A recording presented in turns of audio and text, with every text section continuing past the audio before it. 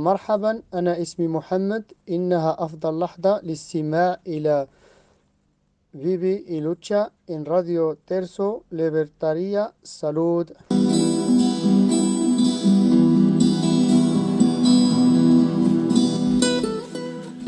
Un anarquista es esa criatura humana incesantemente atormentada por una idea de infinito en arte, en ciencia, en filosofía, que buscaba siempre más verdad en la verdad relativa, más belleza en la relativa belleza, más justicia en la justicia corriente.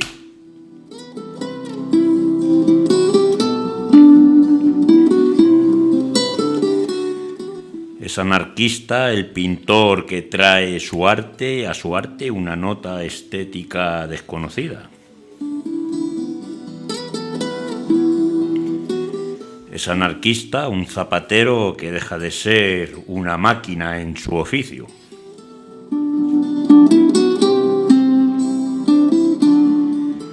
Es anarquista el sociólogo que instruye una forma social más justa sin que haya el deseo de sistematizarse luego, de formar escuela y nuevas máquinas de imitación.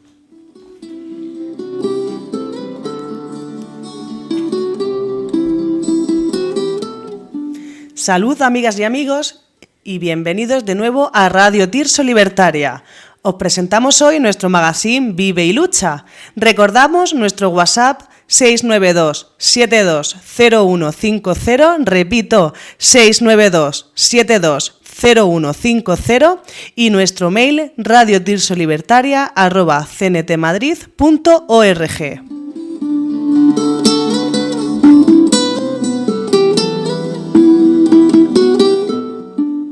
Nos podéis encontrar en Telegram, Facebook, Instagram y YouTube como Radio Tirso Libertaria y en Twitter como @Radio Tirso, desde donde difundimos todos nuestros programas.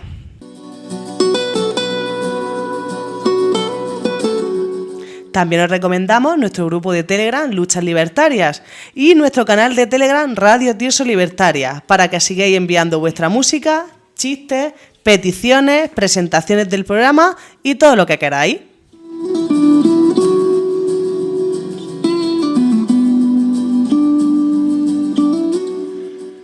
Bueno, amigas y amigos, hoy estamos otra vez en nuestro programa Vive y Lucha aquí en Radio Tirso Libertaria y hoy vamos a estar con unos compañeros de Rojava Sadi que ya estuvieron aquí anteriormente en nuestro programa y bueno, trataremos la actualidad del conflicto kurdo y sobre todo también hablaremos de Abdallah Öcalan. Estarán con nosotros en un momento Lucas y Dani y bueno, aquí estamos Bea y Nur. ¿Qué tal habéis pasado la semana? Bea, Nur, ¿cómo estáis? Pues yo mala. ¿Y tú? Yo perfecto. Estamos apañados. Bueno, pues queríamos mandar un saludo, también un abrazo al compañero que lleva las redes sociales, tanto Facebook como Twitter, Instagram, a nuestro compañero Manu, bueno, pues está ahí currándoselo. Y ya que hablamos de redes sociales, ¿sabes, Bea? Yo tengo mi Facebook, ¿no? Y ayer estaba pues publicando el programa y tal, y bueno, me llega una petición de amistad de una chica así más o menos joven y bueno, pues empieza, oye, ¿eres Mario de la radio? Sí, tal, empezamos un poco a hablar por Messenger. Después le acepté la petición de amistad y empieza a hablar por Messenger. Y bueno, pues ya estamos hablando y me pone un mensaje, me dice, bueno, ¿quieres que hablemos de cosas de mayores? Digo, vale, pues hablamos de cosas de mayores, ¿no? Dice, venga, empieza tú. Y le digo, pues mira, me crujen las rodillas al levantarme, me han operado de la espalda, duermo mal y me ha bloqueado.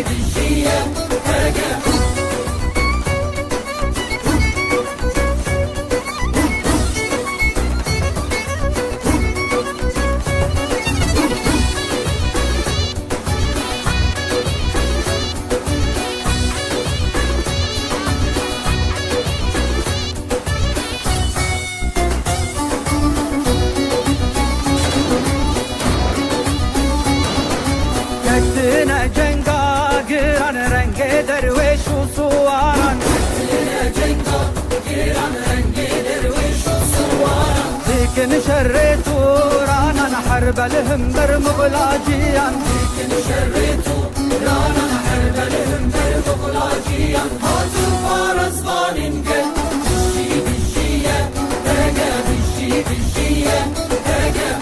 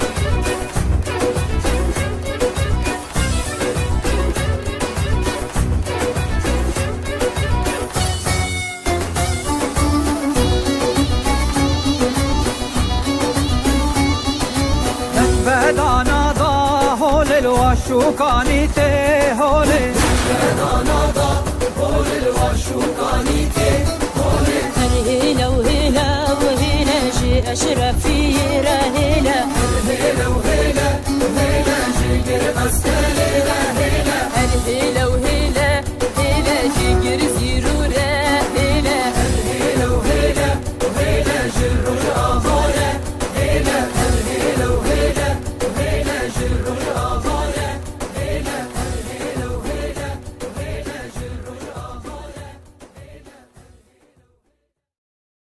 Bueno, continuamos en Radio Tirso Libertaria en vuestro programa Vive y Lucha y hoy vamos a tratar sobre la actualidad de Kurdistán. Están los compañeros de Rojava Sadi, compañero Dani, que ya ha estado otras veces aquí. Hola Dani, ¿qué tal? Muy bien, encantado. Y está también el compañero Lucas. Hola Lucas, ¿cómo estáis? Hola, muy bien, muchas gracias por tenernos aquí.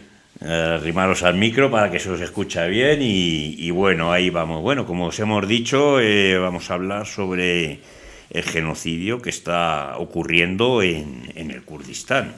Y también, bueno, en la segunda parte del programa hablaremos sobre Abdallah Öcalan, un preso político que lleva más de 25 años en prisión y sufriendo torturas y demás. Pero bueno, esto lo desarrollamos en la segunda parte del programa.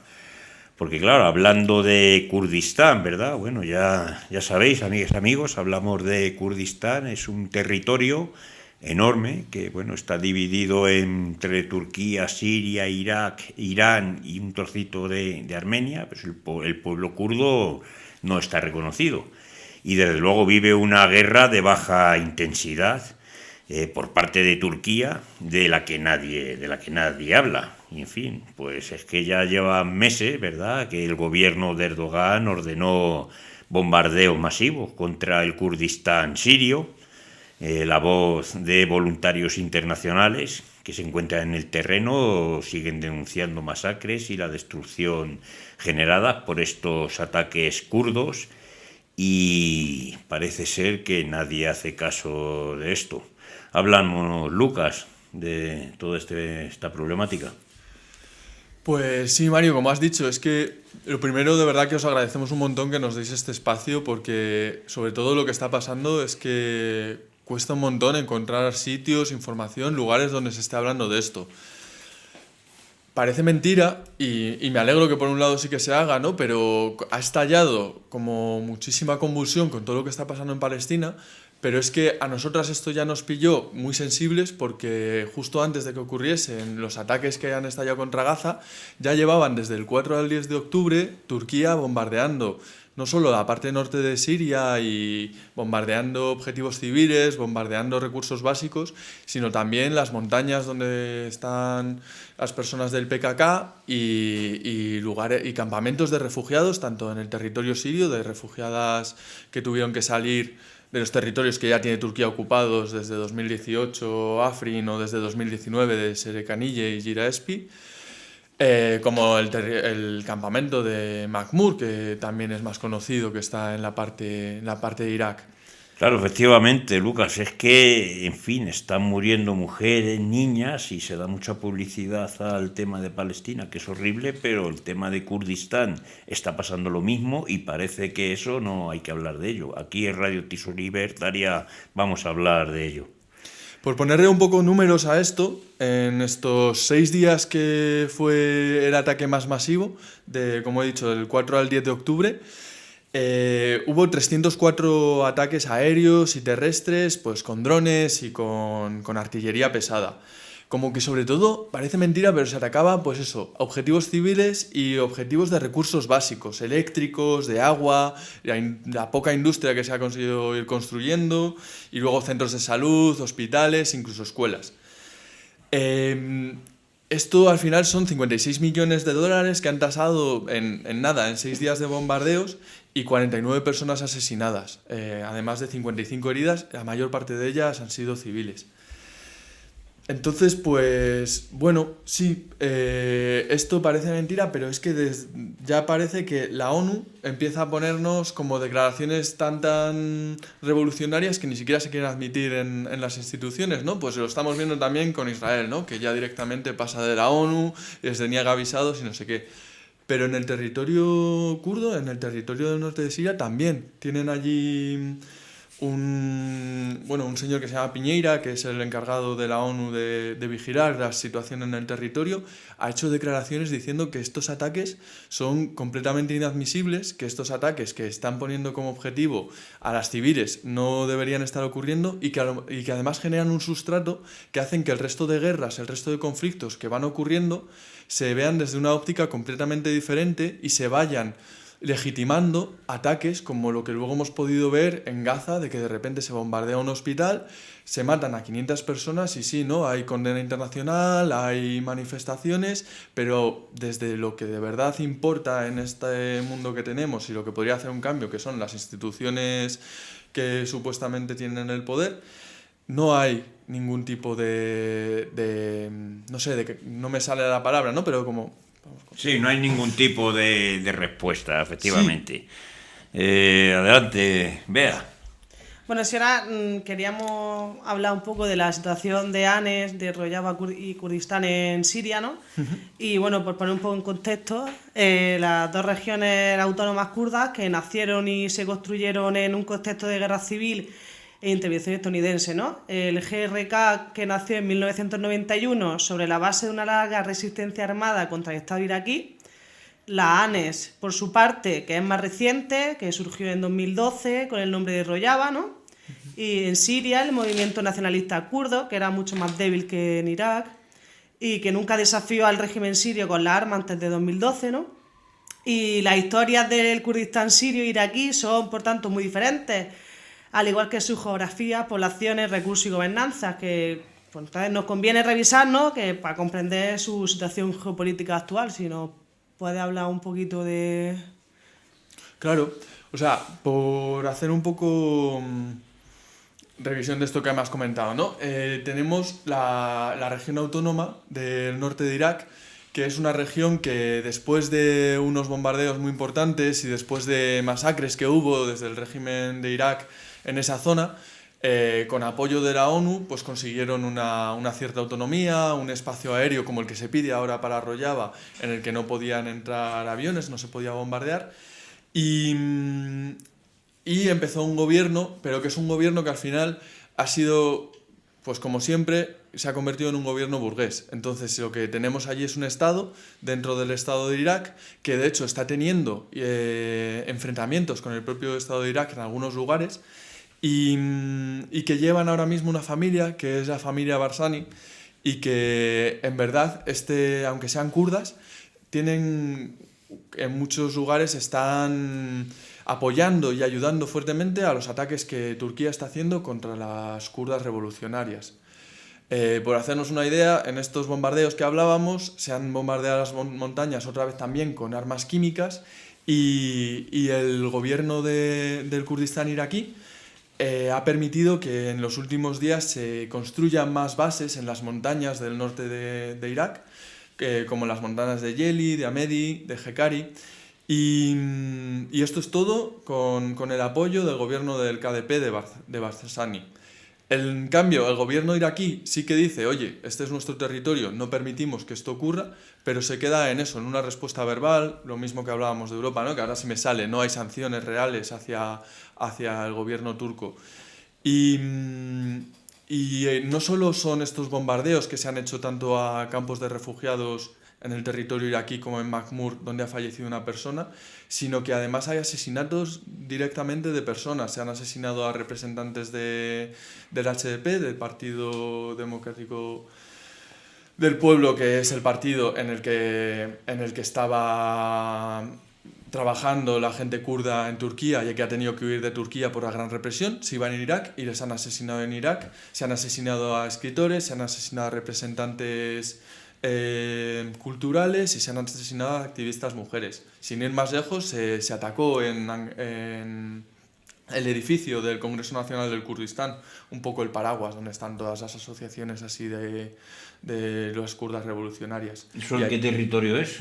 Esto fue todo en Irak. Esto En está Irak. siendo todo en Irak, con el apoyo de Barzani, que sería un poco como si hablásemos aquí del PNV de allí. Quien está gobernando en aquel territorio, como si hablásemos de un Euskadi aquí, en ese territorio supuestamente de autonomía kurda, pues gobierna un PNV, y lo que tenemos pues es un gobierno al final que lo mismo, busca sus propios intereses un poco en este juego geopolítico internacional para mantener a esa familia Barzani y a ese partido. Claro, me llama la atención lo que hablas de Tayyip Erdogan, que ahora está diciendo Erdogan, apoyando a los palestinos, denunciando los bombardeos de Gaza, y él está haciendo lo mismo. Entonces me parece una incongruencia. Dinos, Nur. Bueno, en Siria ha habido una escalada entre el 8 y el 10 de octubre de la agresión por parte de las fuerzas de Erdogan. Y quería preguntarles qué consecuencias o qué respuesta tuvo. Respuesta por parte de las personas De kurdas. la comunidad internacional y de iraníes. las personas kurdas. De acuerdo.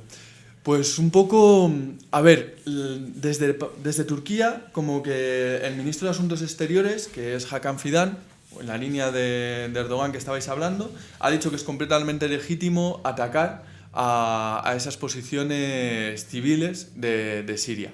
Esto lo dicen porque al final dicen que hubo un atentado a principios de octubre, y dicen que es que ese atentado vino desde la ANES, vino desde este territorio autónomo, y que están apoyando a las terroristas. Desde la ANES dicen que ellas, lo ha dicho Masrour Abdi, que es el cocomandante de las Fuerzas Democráticas Sirias, pero lo han dicho también otras personalidades y otras representantes políticas de ese territorio, dicen que por un lado ellas no apoyan esa escalada del conflicto en Turquía, que allí no ha habido ningún terrorista, y que verdaderamente quien está haciendo que haya una escalada de violencia es Turquía.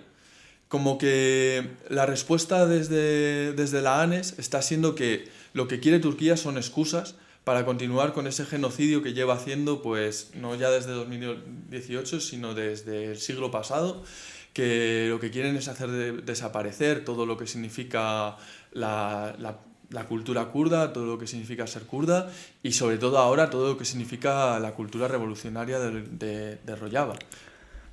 Esta situación me recuerda mucho a lo sucedido en el 37 aquí en España por parte del general Mora en Eukasi, en País Vasco, porque se atacaron zonas civiles y no, o sea, el general Mora en el 37 dijo que atacaría fábricas y lugares así muy que tuvieran que ver con la guerra, pero a pesar de todo atacó zonas civiles y pues se fue así. Y me parece curioso porque justamente todavía no existía la ONU. Y 100 años después, 80 años después, seguimos con lo mismo, aún con la creación de las Naciones Unidas, aún con todo, la guerra no es más que un títere de la burguesía y se siguen cometiendo esos crímenes de guerra, aunque exista una contraparte diplomática o democrática, que de hecho la ONU no es democrática, porque quien tiene el poder real es Estados Unidos y Francia y Reino Unido en la organización. Sí, yo quería decir que lo que ha dicho el compañero de lo de Mamur, el campamento de Mamur es un campo de refugiados que además está bajo supervisión de la ONU. Y aún así han atacado. Quiero decir que para que veáis lo que hacen lo que les da la gana, vamos, para que lo sepáis. Y luego, aparte de eso, no solamente son los ataques, sino tienen un bloqueo, entre otras cosas, sobre todo del agua que llega a Turquía, que prácticamente se está matándolos de hambre, ¿vale? Esas son cosas también importantes que decir. Sí, con esto del agua que comentaba, ya lleva pasando años, pero se ha vuelto a denunciar este verano porque cada verano es más sangrante. El río Éufrates, que llega a Siria desde Turquía, está pactado que tendría que tener un caudal mínimo de 500 metros cúbicos por segundo, lo pactaron en 1987, y lo cortan por debajo de 200 metros cúbicos por segundo de manera sistemática, como una forma de ahorcar a este territorio, ¿no? Todos los ataques que ha habido ahora han ido también en ese sentido, y como esta analogía que has hecho del general Mora tiene mucho sentido, porque al final lo que se quiere es hacer ese territorio invivible para toda la sociedad que se está creando allí bajo esta perspectiva revolucionaria.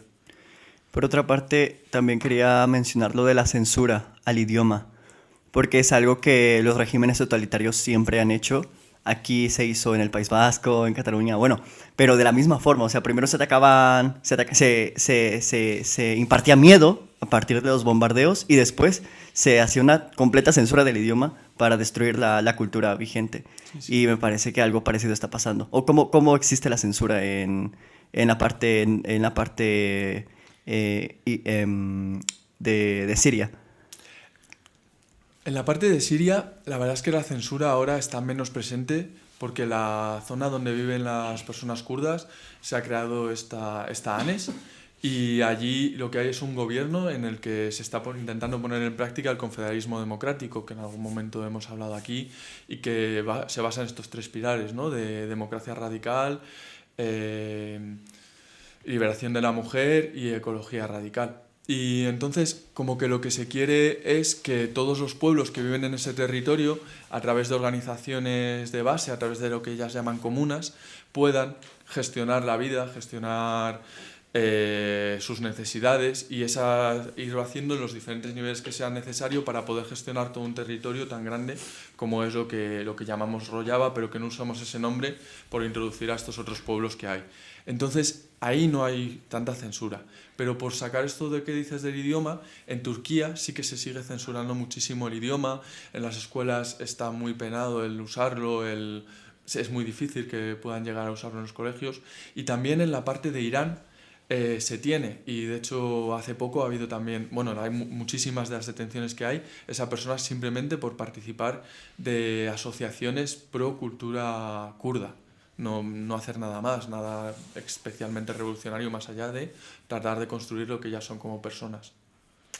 Por decir, añadir un poquito, a ver, en ANES hay tres idiomas oficiales, que sería el siriaco, el árabe y el kurdo, ¿vale? Quiere decir que no hay ningún problema, y además en el Parlamento cualquier persona puede hablar perfectamente en su idioma. En ese aspecto, en ANES no hay ningún problema con el idioma, al contrario, lo que promueven es que todos los pueblos puedan hablar y utilizar su propia cultura. Vale, y volviendo a los ataques kurdos, ¿no? Y lo que hemos hablado antes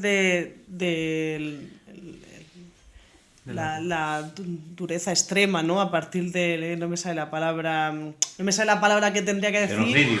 Sí, bueno, de que se haya endurecido más, ¿no? Esos ataques a partir del 4 de octubre que ya hemos mencionado antes. Que nos gustaría que nos contara así cómo ha ido pues ese tema del uso de armas ilegales, ¿no? De las bombas químicas, los asesinatos de miembros del HDP refugiados en Irak, también escritores, mujeres, niñas. Sí, esto es algo que lleva ocurriendo meses y meses y que ahora se ha recrudecido. Hay un miedo de que se esté usando un poco como pantalla de humo y que de hecho por eso también Erdogan está sacando tanto y hablando tanto de Palestina, que se esté usando eso como pantalla de humo para continuar esta expansión de este neoimperio otomano que parece que está intentando sacar Erdogan y que ahora se ha recrudecido. Pero esto, como comentábamos, es algo que ya estaba pasando desde antes y que el problema es que no, pues por mucho que se esté condenando, no está parando. Así, por comentaros algo más, no solo todos estos asesinatos que hemos venido hablando, sino que también se han atacado asentamientos de refugiados de yazidíes que están en Sengal y que estos, pues como ya sabemos, pues son personas que ya sufrieron un genocidio enorme con el ISIS en 2014 y ahora de nuevo están siendo atacadas por las turcas, porque supuestamente también son demasiado cercanas al PKK. Hablando del ISIS, ¿cuál es la situación actual del Estado Islámico, de los ataques por parte del Estado Islámico a los kurdos? La verdad es que las cosas están complicadas con este tema.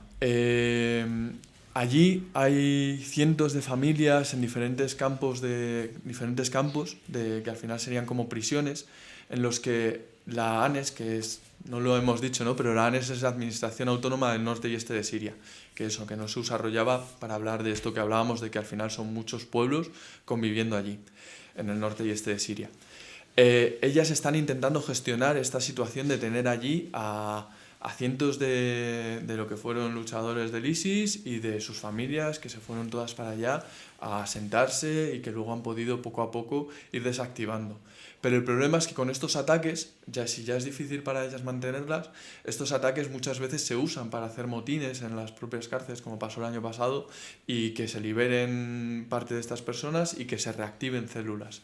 Por otro lado, hay células que se están organizando, sobre todo en los territorios turcos, y esto es algo que continuamente se denuncia desde la ANES. Las últimas veces que se ha encontrado y que se ha matado a dirigentes de ISIS, que todavía están allí y que tienen todavía algún poder, ha sido en territorios que supuestamente están bajo control turco. ¿Y el gobierno turco los apoya o es independiente?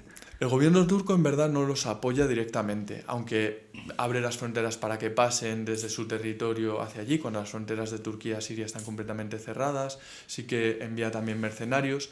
Y donde sí que vemos el apoyo es que cuando encuentra una célula en su propio territorio y supuestamente la desactiva, a lo mejor arrestan a personas, pero luego esas personas al poco tiempo están en la calle y en comparación con lo que pasa con las personas que luchan por la libertad del pueblo kurdo, no reciben ningún tipo de pena. No es que estemos aquí abogando por políticas punitivistas, ¿no?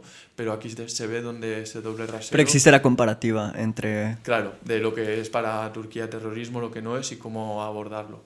Como así por un punto así muy sangrante es que hace poco encontraron en Ankara a un grupo del ISIS que tenía de hecho una niña yazidí que habían raptado y que habían cruzado la frontera con ella y que todavía la tenían raptada y encontraron que estaba con esta familia todavía y después de saberlo todo el tribunal devolvió la custodia a esta familia y solo fue porque una trabajadora social del centro donde había estado la niña lo ha denunciado que se ha parado esto y parece que la niña quizás salga.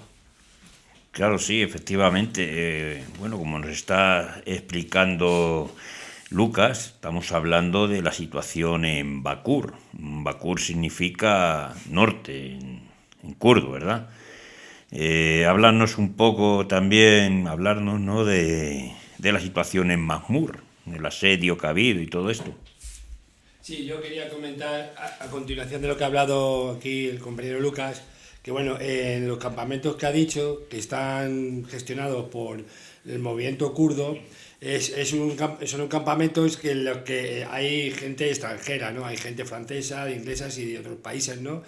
Rusos, chinos y de muchos países, y ellos han pedido que se extraditen y que sean sus propios países los que los quieran juzgar, cosa que los propios países originarios de esta gente no quieren hacerlo, porque claro, temen mucho que si lo llevan a sus cárceles se radicalicen a las cárceles, lo que es un problemón muy gordo para el pueblo kurdo, que no tiene ningún tipo de ayuda internacional para gestionar ni la alimentación ni los recursos que tienen que gastar en esta cárcel, ¿no? Y sin embargo solamente los niños y una parte de las mujeres son los únicos que están aceptando la replantación en sus propios territorios, cuando en realidad hay un problema muy grande de gente radicalizada en estos sitios, que si consiguieran organizarse, como dice el compañero Lucas, sería un problemón, pero muy gordo. Recordemos lo que pasó en Siria, y los únicos que consiguieron frenar todo eso a base de 12.000 muertos fue el pueblo kurdo. Bueno, por responder un poco a la pregunta de lo de Mahmur, Mahmur se liberó con apoyo de las fuerzas kurdas, porque se habían ido de ese territorio tanto el gobierno de Irak como los Peshmerga, que serían el ejército de la región autónoma del Kurdistán de Irak. Llegaron las fuerzas kurdas y consiguieron proteger a todas las refugiadas de ese campamento de un ataque del ISIS que estaba intentando atacar allí.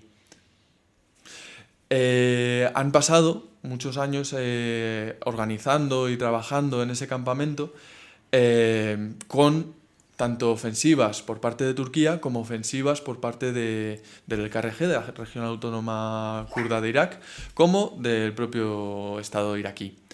En junio hubo una ofensiva bastante grande que rodearon con tanques todo el campamento, parecía que estaban construyendo trincheras el ejército iraquí, y aguantaron 15 días de resistencia en el que al final no llegaron a entrar. Sin embargo, con los últimos bombardeos y con una decisión interna que debe haber sido muy dura, las fuerzas de defensa del pueblo kurdo han decidido salir del campamento de Mahmur, y se ha quedado ahora pues solo las propias instituciones de gobierno propio que están bajo como en esta idea de confederalismo democrático y que están organizadas allí. Y es en este territorio en el que ahora está habiendo conflictos entre el ejército iraquí y el ejército de la región autónoma kurda iraquí. Ha habido incluso la muerte de un peshmerga y muchos combatientes heridos de ambos bandos, porque esa zona es muy importante a nivel estratégico para proteger la capital de la región autónoma y también para lo que sería para Turquía, para atacar al PKK. Entonces, como que están allí las dos combatiendo para poder tomar control de este territorio. Vale, ahora queríamos hablar un poco de la situación, corrígeme si lo digo mal, Rojilat.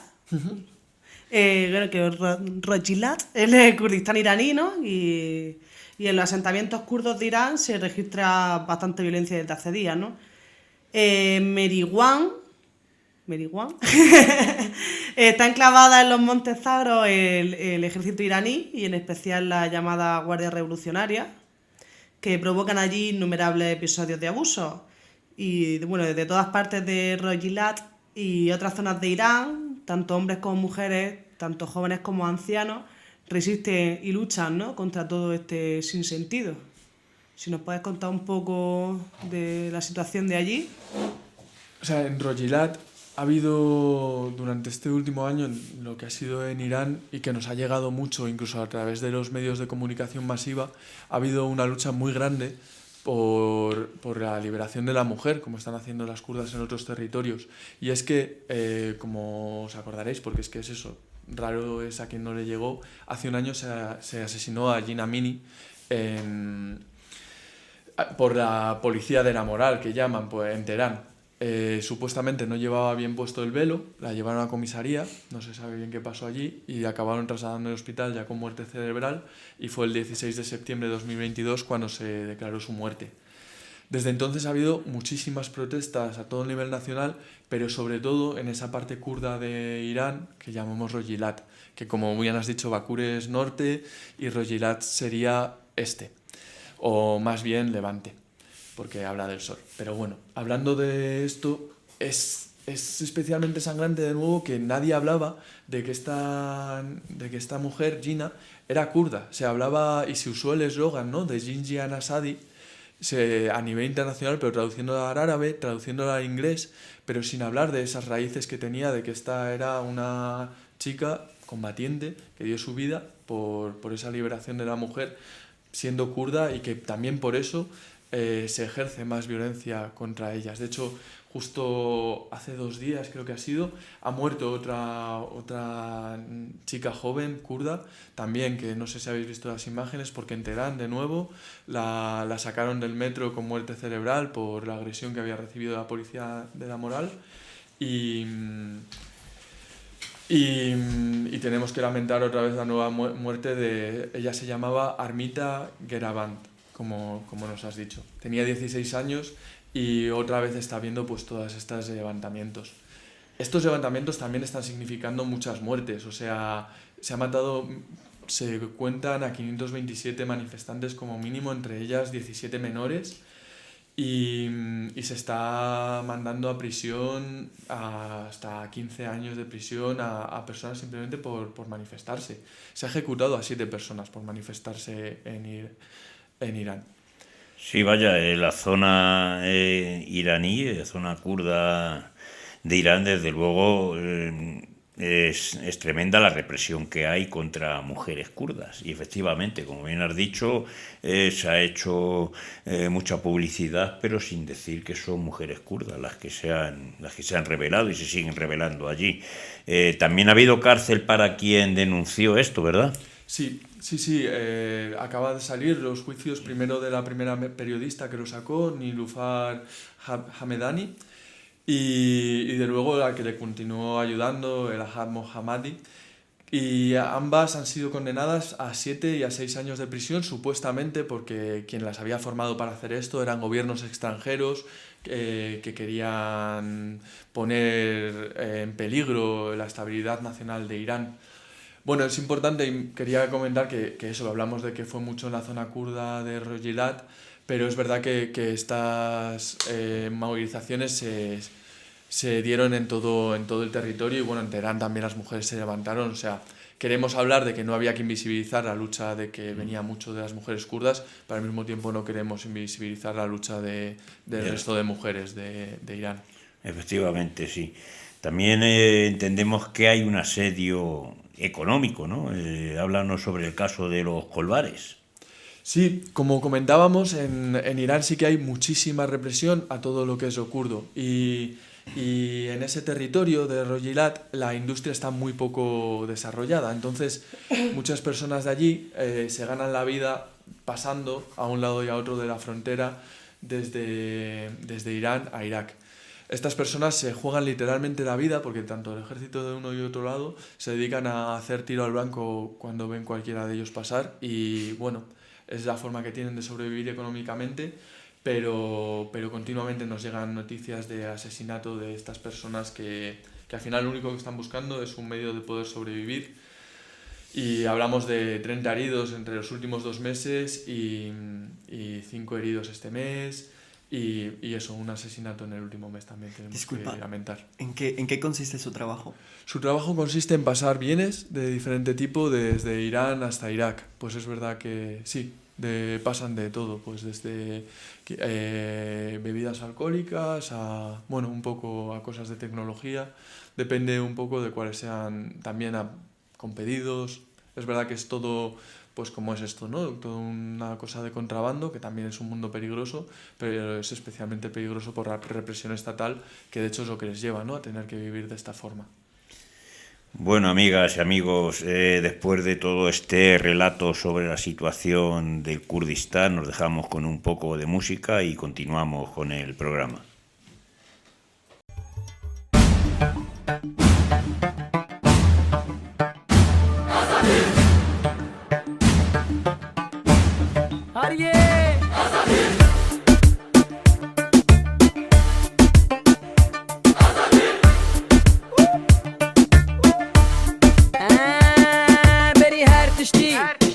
دست پی بو چار پارچه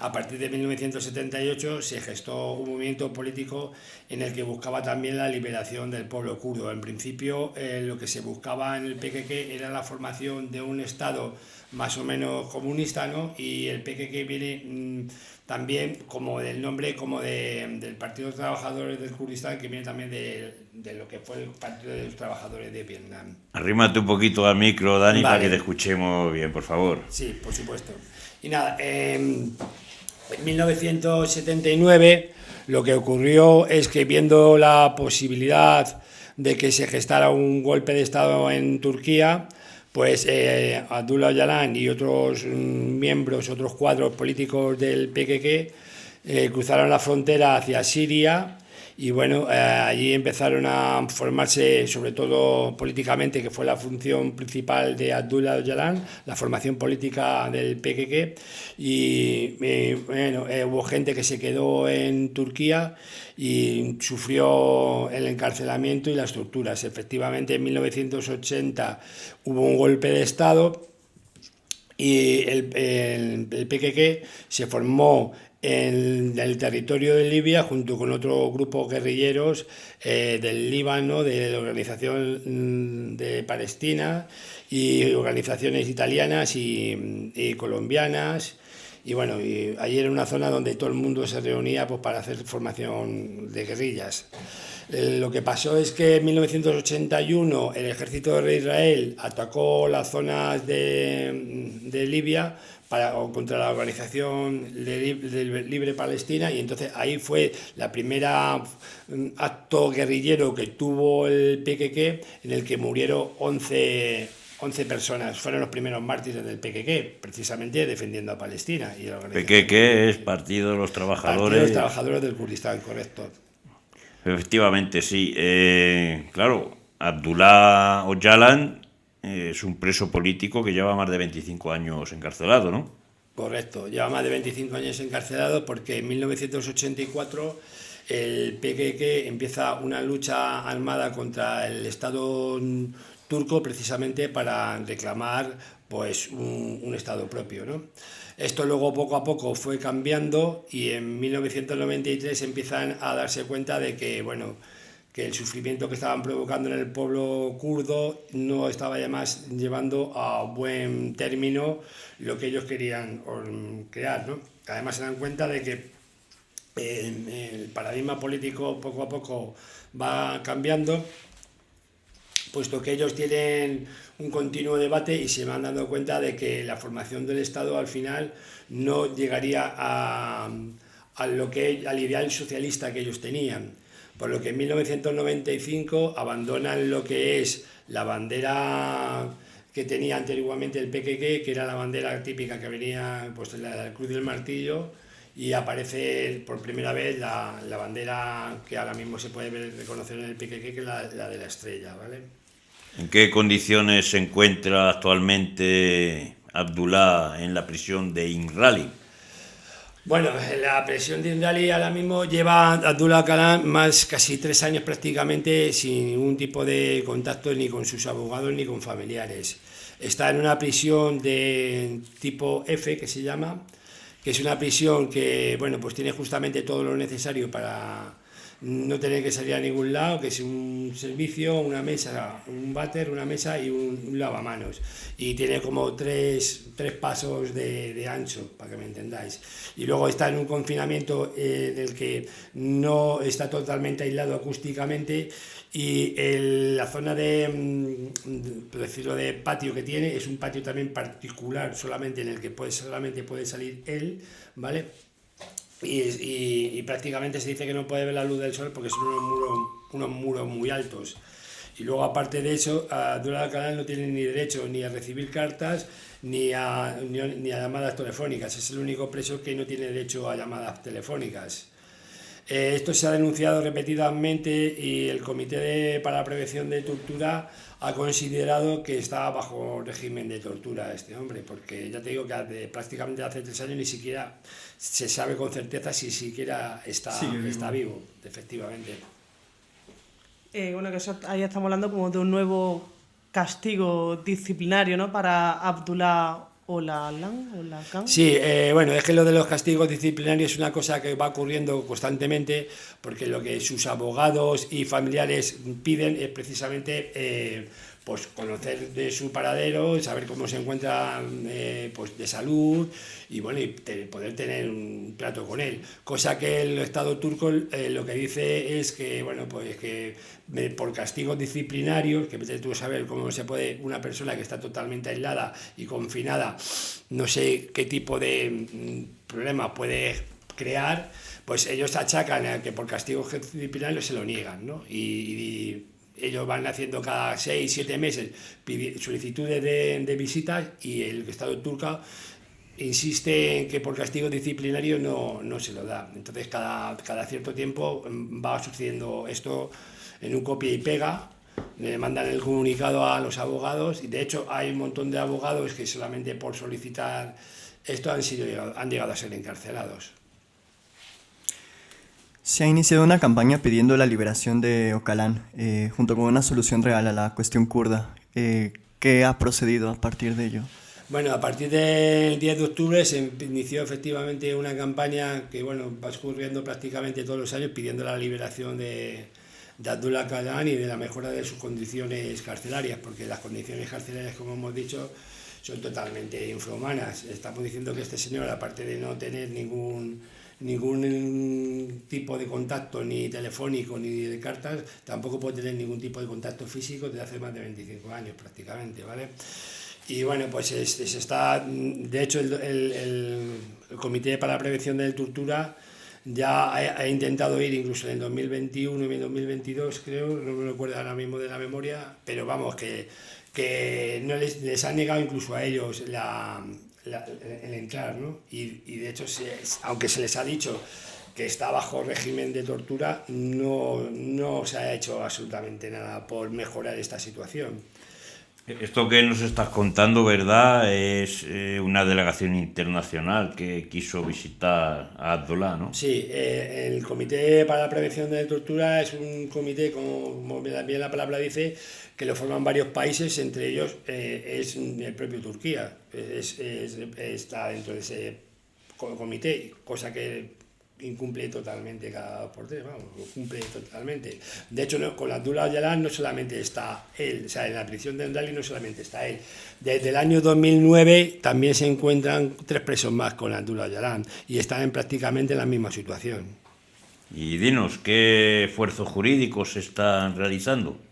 Bueno, esfuerzo jurídico pues es siempre por la petición internacionales y se está intentando pues, que tanto sindicatos, partidos políticos, personas relevantes en el mundo de la cultura y asociaciones pues que firmen una petición de por lo menos de mejoramiento de las condiciones políticas, o sea, mejores condiciones de preso que tiene Abdullah Öcalan, porque ya digo que está en unas condiciones que, vamos, que ni siquiera sabemos si está realmente vivo. ¿Qué tiempo lleváis sin noticias de Abdullah? Pues como he comentado, prácticamente desde hace casi 3 años llevamos sin saber absolutamente nada. La última vez que se reunió, creo recordar que fue telefónicamente con su hermano, y poco más se sabe de él. O sea, de hace 3 años no casi hay 3 noticias. años, sí. Casi 3 años. Es terrible esto, o sea, es que es indignante, ¿no? Que tenga una persona totalmente aislada y que no haya noticias. Creo que ha habido también campañas de recogida de firmas, ¿verdad, Dani? Sí, es lo que estaba comentando, que había campañas de recogida de firmas por parte de sindicatos, activistas, y se está pidiendo efectivamente pues que se mejoren las condiciones de Abdullah Öcalan.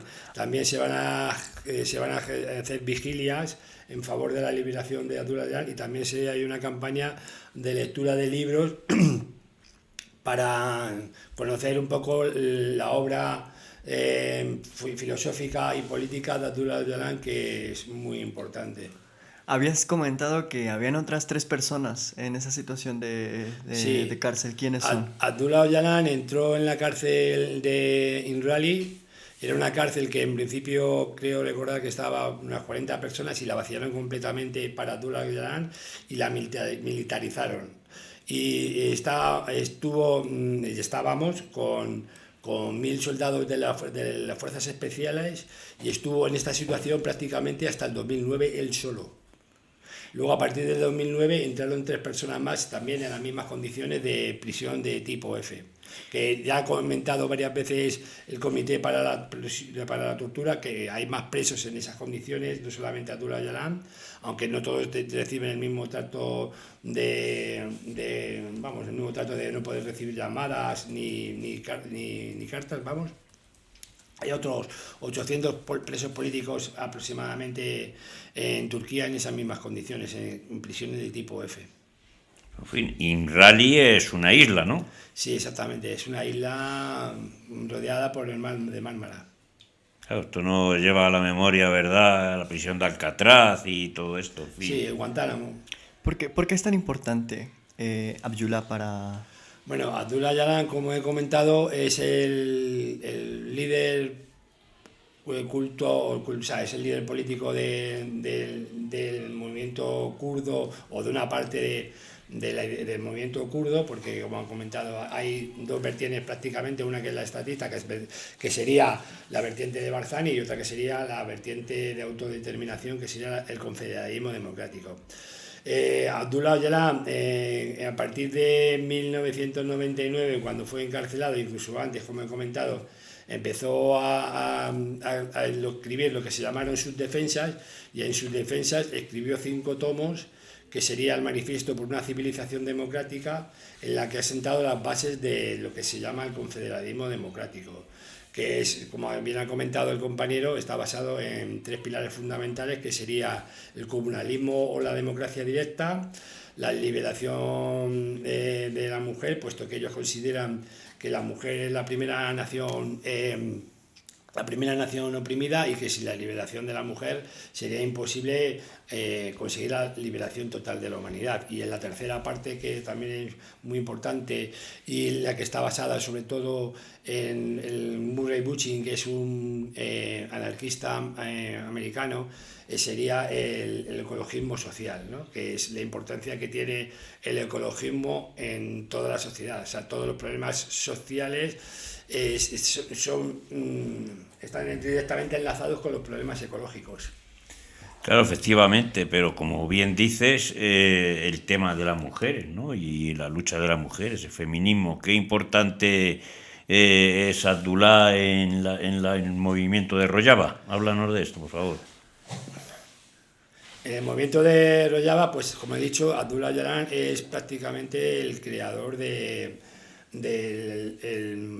la ideología del confederalismo democrático, aunque luego él no ha podido verlo porque él solamente ha hecho los escritos, porque como ha dicho el compañero Lucas, el movimiento del confederalismo democrático, el experimento en Rojava o Anes, ¿vale?, empezó en 2012 después de la primavera árabe, cosa que Abdullah Öcalan lógicamente no estuvo presente porque él solamente tiene el cuerpo teórico, pero él no ha participado en lo que es la práctica del confederalismo democrático. Él ha creado la base teórica que luego se ha gestado en Rojava, ¿vale?, o Anes. En 2005, efectivamente, en un New Road se presentó el confederalismo democrático, que es lo que se ha basado precisamente el movimiento de Anes, e incluso en Turquía también, en el HDP. Lo que pasa es que en Turquía están bajo el gobierno de Erdogan, y aunque intentan incrementarlo, pues tienen muchos problemas, no tienen la facilidad de gestarlo como puede ser en Anes, que ellos sí que se organizan políticamente y tienen una autodeterminación. Sí, dinos, Lucas.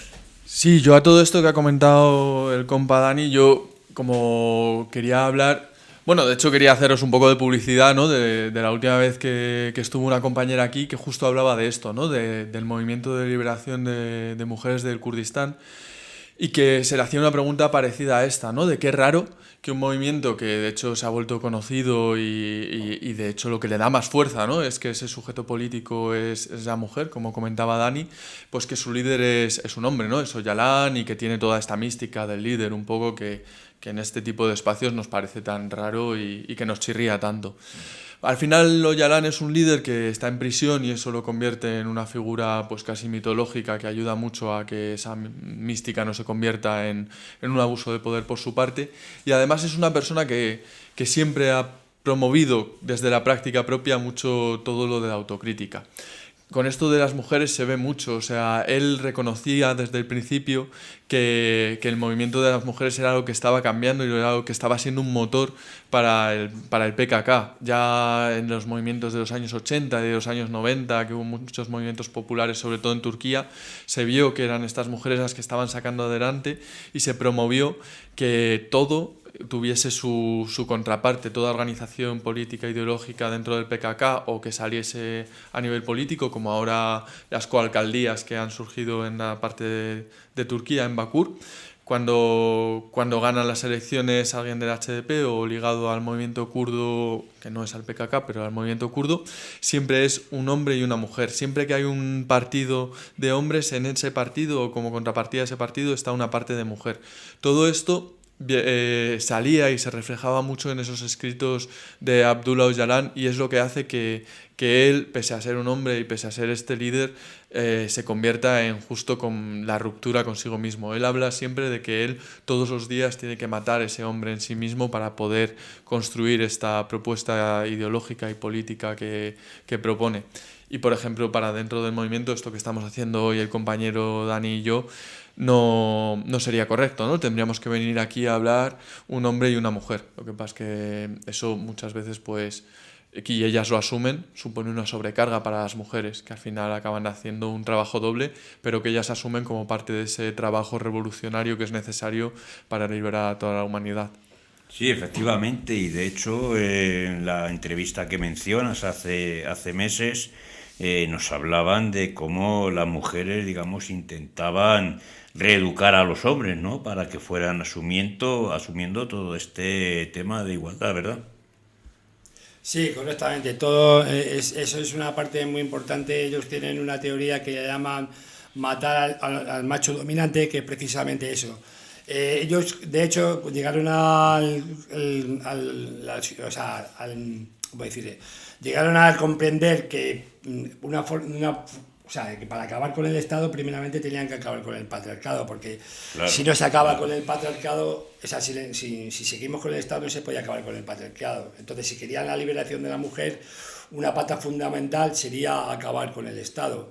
Y fue una de las situaciones ideológicas que después de muchos debates y de mucho pues, reunirse con las mujeres y hablar, se dieron cuenta de que había que acabar con el Estado para conseguir la verdadera liberación de las mujeres. De hecho, ellos tienen una frase que dicen que para acabar con el capitalismo hay que acabar con el Estado y para acabar con el Estado hay que acabar con el patriarcado. Y bueno, como decía el compañero, no solamente hay una alcaldesa, hay un copresidente o una copresidenta, sino que todas las formaciones políticas, sindicales y tal, tienen una vertiente de la mujer. O sea, quiero decir que si, por ejemplo, hay un cuerpo de guerrilleros que es el IPG, las IPG, que son mixtas, hay otro cuerpo que es solamente mujeres, que es las IPJ.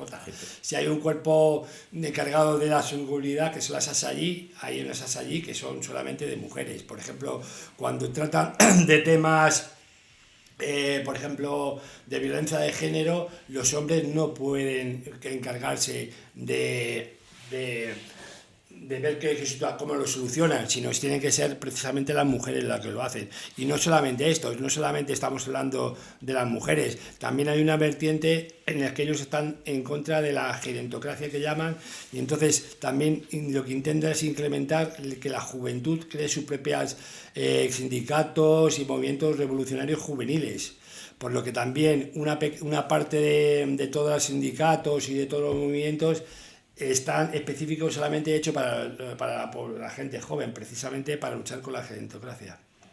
Qué importante es todo esto que nos está comentando Dani, ¿verdad? Y bueno, efectivamente, Más que, claro, más que hablar de líder como Ocalan, ¿no? O Yalan, que sí habléis que es el líder del PKK y tal, diríamos que es el ideólogo de todo, el formador, el pensador de toda esta ideología igualitaria, ¿verdad? O sea Sí, ellos en realidad le llaman Rebel Apo, y Apo en realidad lo que quiere decir es el que abre el camino.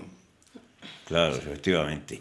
Os dejamos con un poco de música y continuamos con esta entrevista tan interesante con los compañeros de Rojava, Sadi, Lucas y Dani.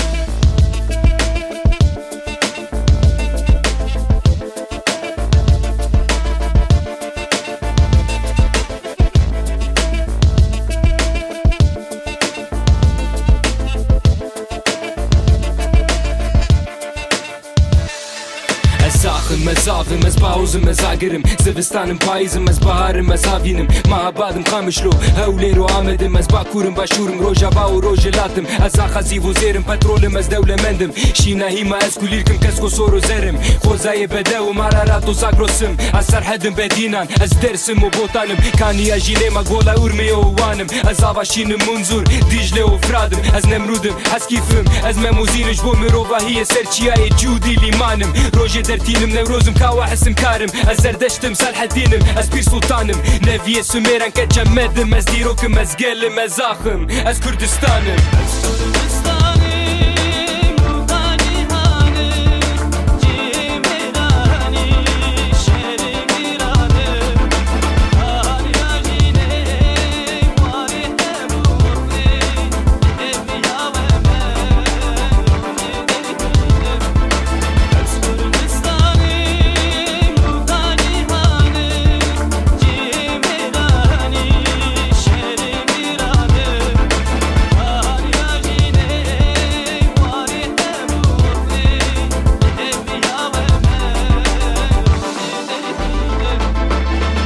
از بلم از برفم و بارانم از تیر بازم آزمانم از بای زوزانم از باری گرانم کلو برینه هزار سالانم از کوینا خسورم زخت و ظلمه را قربانم از اسیرم بندستم از گرتی زندانم لشکر روژه ما خود پاریزم از برخودانم هیوی دارم سبا سرخبونم سبا رزگارم از ولاتم نتوم دلی روژلاتا نابینم از زاروکم و دایکم غازی ما و شهیدم دایکا اگید هایری مظلوم و کمال بیرم قهرمانم بریتانم زیلانم از بریوانم دست خوراتکم و سر خود لهجینم دایکا ملا مصطفى شیخ سعید و بدر خانم 29 جارة سری را کرم از سر هلدانم تک کشینم شر گرانم از باورم و آرمانجم از هیوی آزادم از کردستانم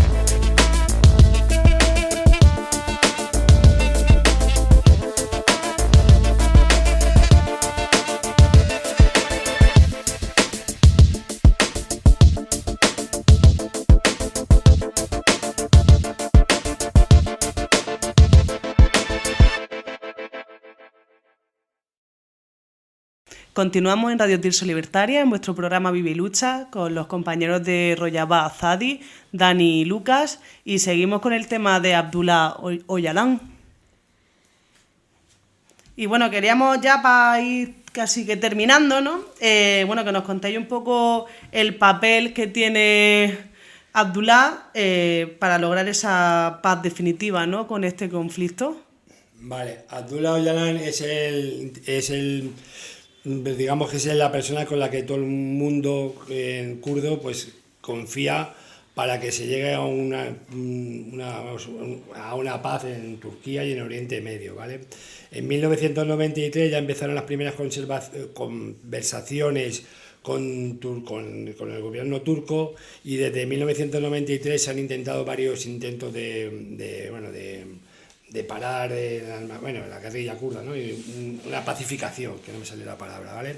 Entonces, se han hecho cada 2 o 3 años, se han ido repitiendo esos intentos de pacificación y de alto el fuego que Turquía siempre se ha saltado, y lo que ha intentado Turquía siempre es utilizar esos altos fuegos como si fuera una debilidad para el pueblo kurdo y para incrementar encima sus ataques. De hecho, Abdullah Öcalan en 2009, por insistencia además del gobierno turco, se le pidió que generara un paz en el que, que creara un decreto para ver si se podía pacificar la zona. Entonces, en el 2009 se creó lo que se llama la hoja de ruta, que supuestamente era un plan para considerar al pueblo kurdo como una pequeña semi-autónoma y para hacer una entrega de armas, perdón, que se me está yendo la cabeza. Entonces, ese acuerdo se llevó al Tribunal de Estrasburgo 2 años después, y en el que supuestamente luego se filtró que el propio Erdogan estaba de acuerdo en el 95% de lo que se pedía. Cosa que luego, a la verdad, en el 2009, al final lo que se empezó es, en el 2015, como el HDP consiguió llegar al Parlamento en un 12 o un 13% y quitarle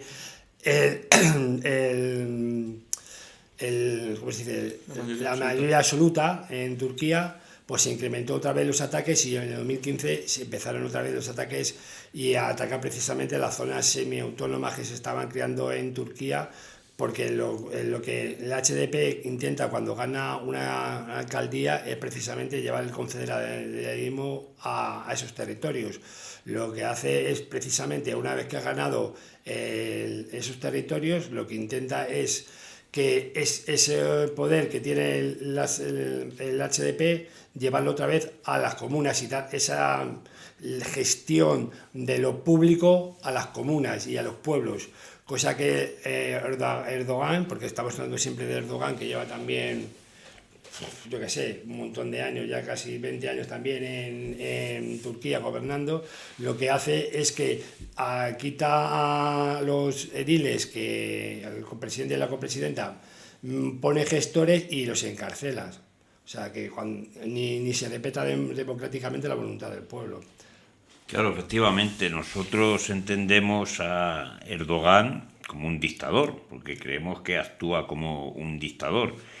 Y luego, claro, nos llama la atención, ¿no?, el tratamiento de terroristas, ¿verdad? Porque, bueno, nosotros entendemos que un terrorista pues es alguien que mata mujeres, niños, que encarcela a oponentes, que impide que pase el agua, los alimentos a la población, ¿no? Y entonces ahí está esta incongruencia, ¿no? Porque están tildando de terrorista, ¿no?, a Abdullah y al movimiento del PKK, y, en fin, comentarnos.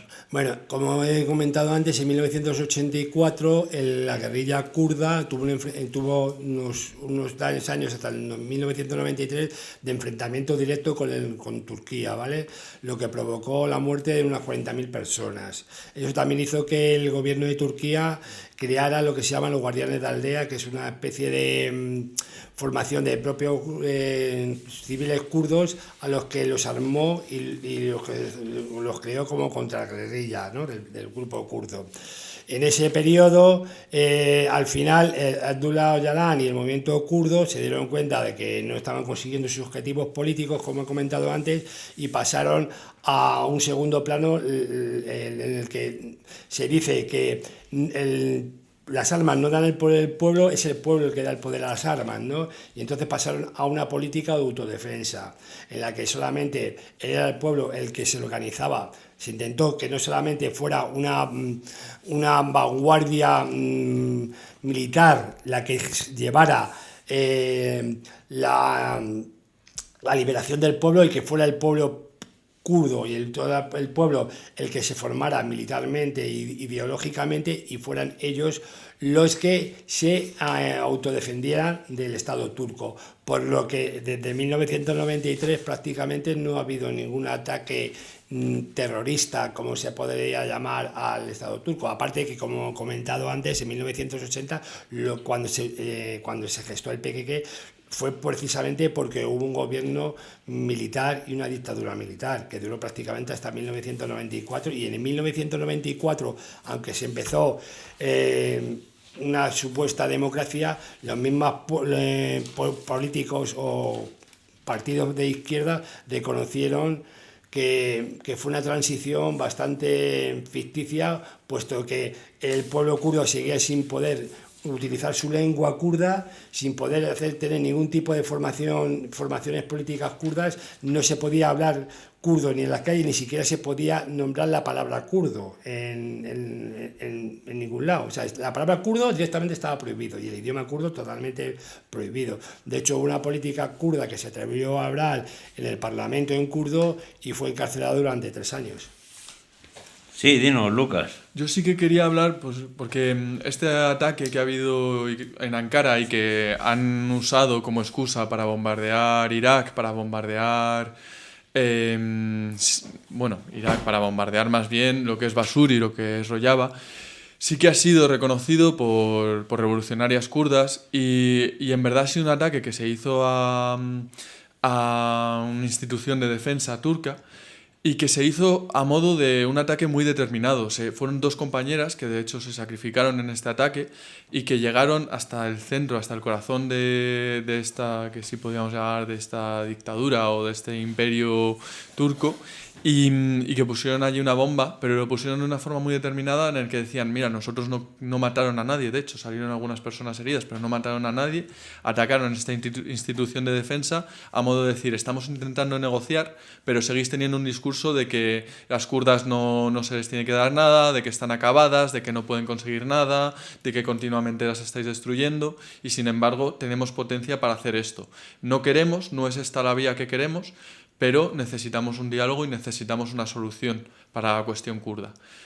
Entonces este es el problema de esto de llamarles terroristas, que al final ellas lo que quieren es hablar, lo que quieren es una salida, y lo que además confían es que esta salida, la persona que la puede dar en Oriente Medio es Abdullah Öcalan, porque es la persona que ha antagonizado a los Estados-nación. Si pensamos en esto que nos comentaba el compañero Dani, de cómo fue el arresto, o más bien podríamos hablar del secuestro de Abdullah Öcalan, fue después de un periplo en el que estuvo intentando conseguir asilo internacional y que se lo habían dado en Sudáfrica, pues se hizo una gran conspiración entre la inteligencia de Israel, la inteligencia turca, la inteligencia de Estados Unidos y la inteligencia de Reino Unido, para todas ellas coger a Öcalan, drogarlo, meterlo en un avión y llevarlo a Turquía, donde se lo iba a condenar a muerte.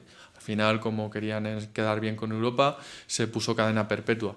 Pero este es el antagonismo, ¿no? Öcalan significa todo aquello que los Estados-nación, que podemos entender como aquello que sostiene el capitalismo en la base, quieren acabar, y eso que él sacó un poco en el confederalismo democrático, una forma de que los pueblos, de que las personas se puedan entender, puedan ir resolviendo sus necesidades y su vida fuera de esos Estados-nación que lo que buscan son los intereses propios de las clases opresoras. Y por eso es tan importante para el pueblo kurdo la figura de Abdullah Öcalan, porque es también donde los propios poderes capitalistas representados en los Estados-nación, pero no solo, ponen al gran enemigo a batir y donde son capaces de aliarse a estos niveles, ¿no? Que supuestamente parecería que Israel y Turquía ahora no se podrían hablar, pero sin embargo, no solo en ese momento, llevan años compartiendo lugares para hacer práctica de tiro aéreo, compartiendo acuerdos económicos que crecen a niveles que no se esperaba nadie, y que en verdad a nivel de geopolítica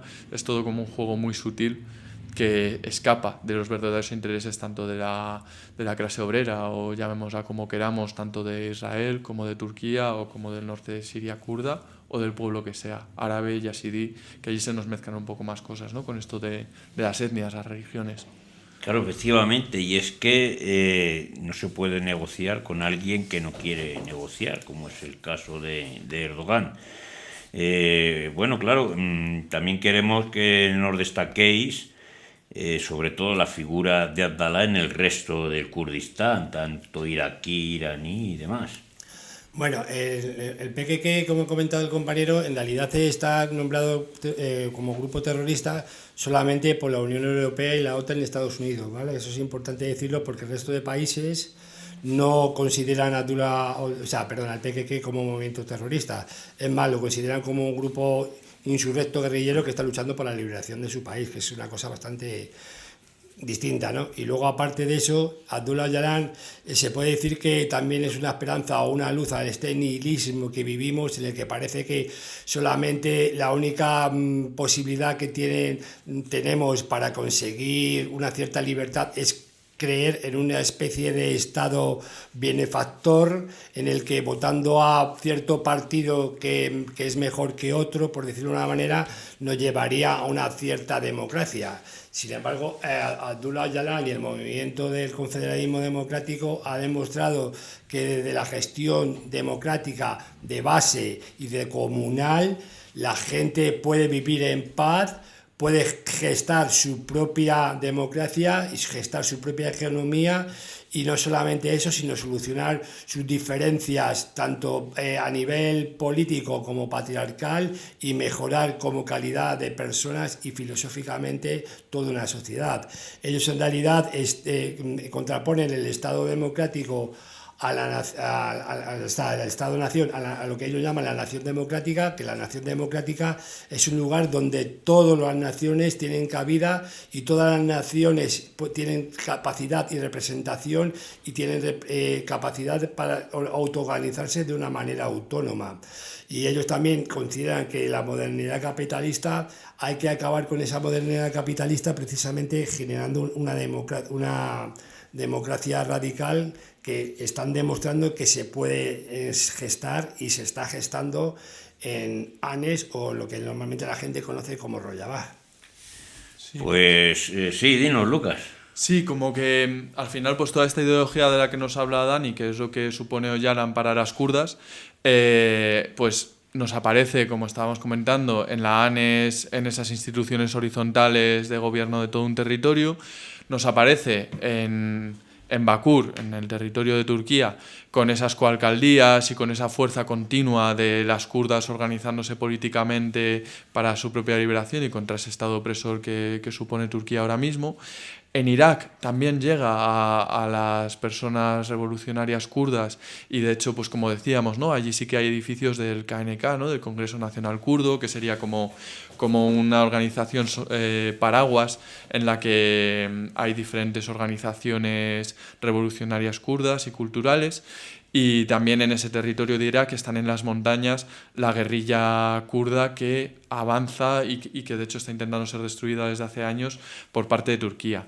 En la parte de Irán, en Rojhelat, es más complicado, como hemos comentado, porque incluso las organizaciones más puramente culturales kurdas son reprimidas. Entonces también tiene influencia como persona que aboga por la liberación del Kurdistán, pero es más difícil tener organizaciones puramente revolucionarias o que se organicen desde el confederalismo democrático, y para que no sean reprimidas desde el minuto cero, pues hablan más de recuperar la cultura kurda y con ese tipo de discurso. Sí, porque lo tienen bastante más difícil. Dinos, Dani. Sí, también quería comentar que en Shengal, que es la zona que normalmente, es la zona que vivía el pueblo yazidí, cuando llegó el Daesh y los expulsó de esa zona, por parte del movimiento guerrillero kurdo se recuperó esa zona, los propios yazidíes decidieron gestar un tipo de confederalismo democrático en el que ellos mismos han incrementado sus propias autodeterminación y su propio movimiento guerrillero independiente, ¿vale? Lo que significa que lo que hace ANES y el movimiento del Kurdistán cuando recupera una zona como por ejemplo ha sido Raqqa, que era una zona que era sobre todo de población árabe, que por eso precisamente se llaman ANES y no Rojava, porque lo que quieren es no discriminar ningún tipo de población. Ellos lo que les hacen es facilitarle el proceso para que ellos puedan capacitarse y gestar su propio autogobierno y crear sus propias formaciones políticas y gestar una gestión que se haga desde la base hacia los estamentos superiores. Entonces ellos no llegan e imponen su ideología. Ellos lo que hacen es, os damos estas herramientas y a partir de estas herramientas lo que queremos es que vosotros mismos, bajo vuestro paradigma cultural y vuestra cultura territorial, os organicéis y creéis lo que vosotros consideréis vuestra forma de organización, se puede decir autodeterminación y libertaria, ¿vale? Efectivamente, esperamos desde Radio Tirso Libertaria que haya una pronta solución a este conflicto. También esperamos que se libere definitivamente a Abdullah Öcalan. Y bueno, os agradecemos mucho, Lucas, Dani, que hayáis estado hoy con nosotros en el programa Vive y Lucha. Y, en fin, seguiremos contando con vosotros para futuros programas porque creo que este conflicto todavía queda muchas cosas por decir y bueno, en definitiva, estamos aquí para contarlo. Muchas gracias por venir hoy a Vive y Lucha y decirnos lo que queráis para despediros. Pues nada, muchas gracias a vosotros por el espacio, que siempre es un placer compartir el espacio con Radio Tirso Libertaria y muchas gracias por la oportunidad, por contar esta utopía, que en realidad no es una utopía para el resto del mundo, pero que es una realidad en la zona de ANES y que puede ser una realidad para todo el mundo. Yo quería acabar trayendo aquí una cosa que me parece muy interesante y que es un poco la postura que ha tenido el Congreso Nacional del Kurdistán sobre lo que está hablando todo el mundo, que es Palestina, y que es controvertida porque Hamas está muy apoyada por Turquía, pero para el KNK la cuestión allí no es qué Estado apoya a quién, no es qué Estado-nación apoya a quién, sino que es que al final no puede ser o Israel o Hamas, no puede ser o Israel o Turquía, sino que al final tiene que ser bajo esa otra ideología de nación democrática, bajo esa otra ideología de pueblos en comuna, bajo esa otra ideología de hablar y de entendernos y de que todo el mundo esté representado y de liberación de todo el mundo de las clases opresoras, se pueda construir una paz en Palestina, una paz en Kurdistán, una paz en el resto del mundo, que eso es verdaderamente lo que luchamos las revolucionarias por conseguir. Entonces, nada, muchas gracias por darnos este espacio para hablar de esto también. Efectivamente, no hay nada más revolucionario que buscar la paz. Bueno, amigas y amigos, esperamos que os haya gustado este programa de hoy y nuestro tema sobre Kurdistán y sobre Abdullah Öcalan, y os emplazamos a la siguiente semana donde seguiremos tratando pues todos estos temas. Nos podéis encontrar, como siempre, en Telegram, Facebook, Instagram y YouTube como Radio Tirso Libertaria y en Twitter como @Radio Tirso. También podéis contactar por WhatsApp en nuestro número 692-720150 y por nuestro email radiotirsolibertaria@cntmadrid.org. Hoy os hemos acompañado, han estado los compañeros de Rojava, Sadi, Dani y Lucas. Ha estado también Bea y Nur por aquí. Tenemos al compañero Robert, que ha estado también acompañándonos, y el que os habla, Mario, a los mandos de esta nave libertaria. Esto es Vive y Lucha. Salud, amigas y amigos.